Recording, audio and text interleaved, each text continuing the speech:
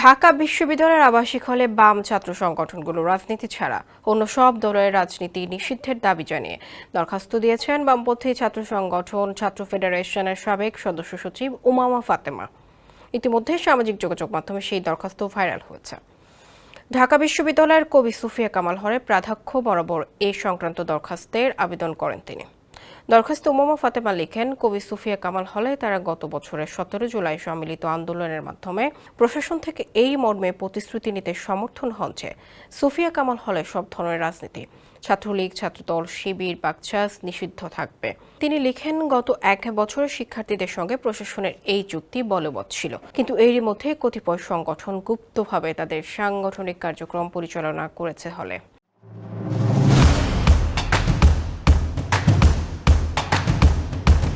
অতঃপর শুক্রবার বাংলাদেশ জাতীয়তাবাদী ছাত্রদল হলে 7 সদস্য বিশিষ্ট হল কমিটি ঘোষণা করেছে। এই দরখাস্তে 4টি সংগঠনের নাম উল্লেখ করে সেগুলোর কার্যক্রম নিষিদ্ধের দাবি জানিয়েছেন উমামা ফাতেমা। কিন্তু বাম সংগঠনগুলো নিয়ে তার কোনো প্রতিক্রিয়া নেই। যদিও হলে বামপন্থী শিক্ষার্থীরা অবস্থান করছেন, কোনো কোনো হলে তাদের কমিটিও রয়েছে।